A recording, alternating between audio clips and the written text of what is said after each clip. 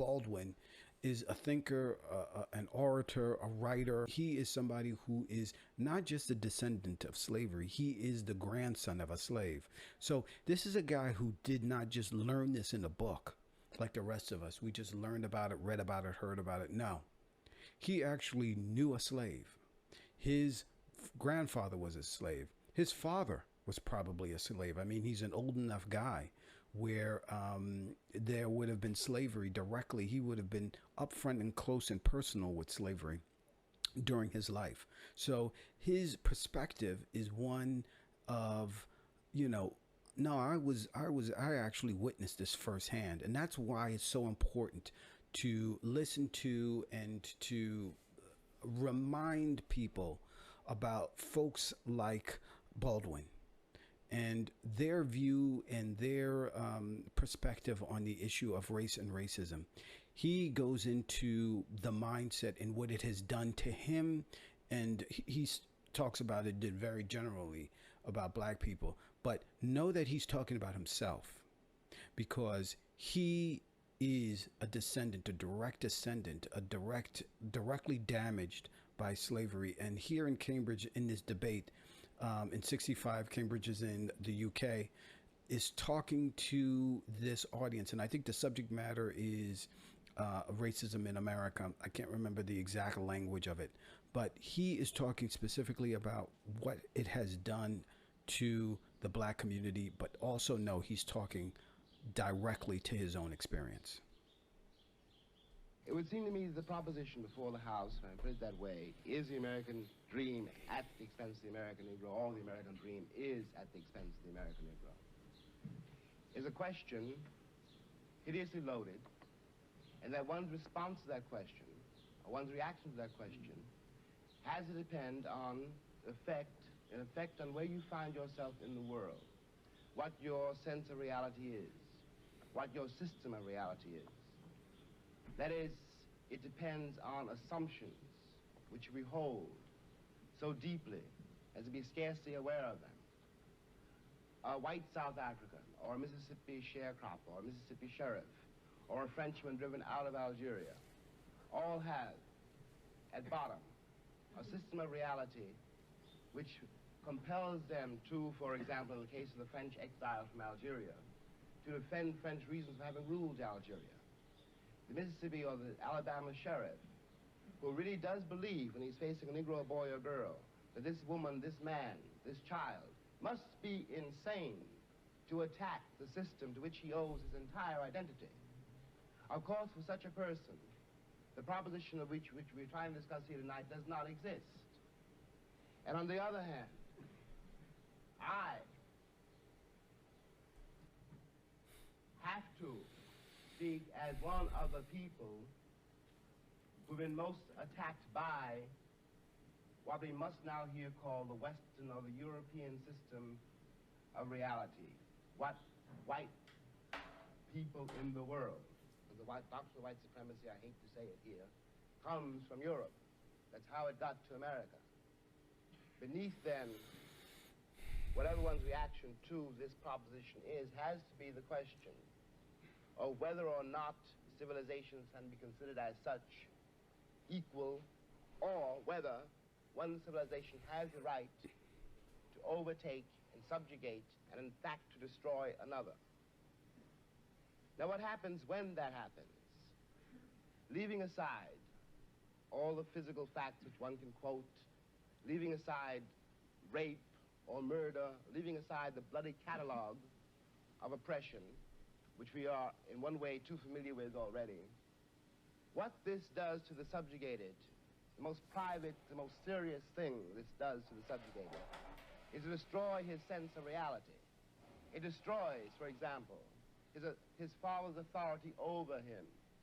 His father can no longer tell him anything because the past has disappeared, and his father has no power in the world.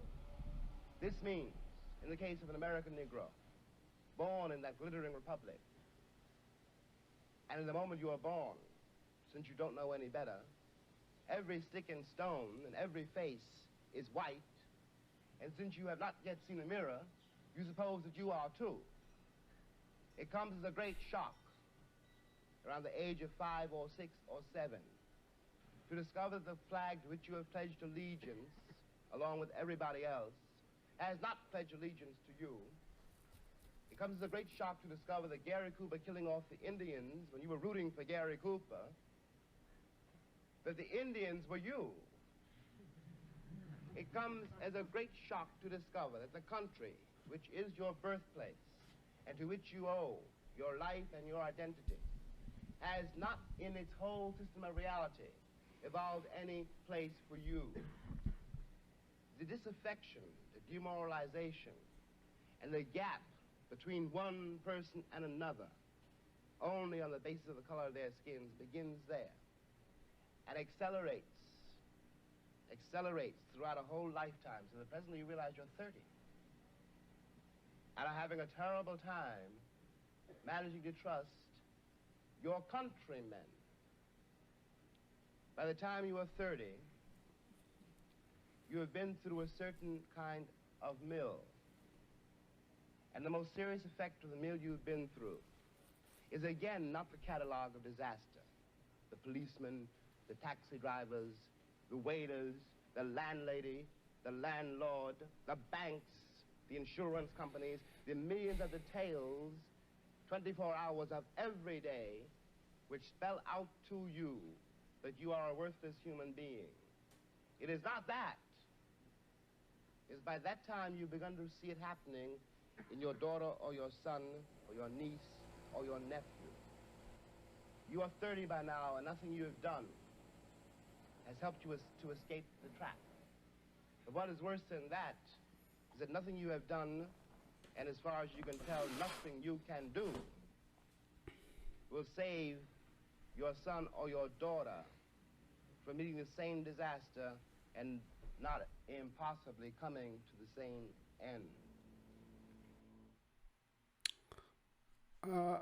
I wanted to pick that particular clip out because what he's talking about here is a couple of things which I think is fascinating. Very well articulated, very, very well done and summed up. Is one thing he's talking about is generational pathology and how one goes about destroying a generation of people. That's one thing that's on the table. And he starts with the relationship between the son and the father, black men. And then he starts going into how that then ends up destroying the community, right? It begins with the black man and his son. It goes to the next generation, the children, niece, nephew, and it goes on and on and on and on. And it spreads throughout the community and the reason why that is significant is that Buckley, at a point in the video where is a response to what Baldwin is talking about. Buckley brings up this, psychologist who basically says part of the problem is this discrimination, but the other problem is that blacks cannot control their community. Blacks cannot deal with are not doing enough to help themselves. And what can we do about it? What can I do about it? What would you have me do? I mean, this is a big problem, and blacks are not holding their own end of the bargain. So, I mean, what are we supposed to do here? This is an argument that has been used since time immemorial. And, prior to Trump, if you asked a conservative, all conservatives, now you have somewhat of a balkanization of the conservative movement or of Republicans, but it's really the conservative movement because there are the so-called never Trumpers and then everybody else. But if you asked all of that group about what is the issue with the black community, what is going on with blacks, why can't they get their act together, why can't they? Buckley says basically the same thing. That's where this whole dialogue sort of begins on the right, that the blacks are not doing enough for their community. Well, if that is true, one of the reasons why is what Baldwin has just explained, and that is that what racism does is it's not just injustice against black people. It's also how you destroy the authority a parent has over their child. you destroy that authority, it has ramifications that goes down the generations.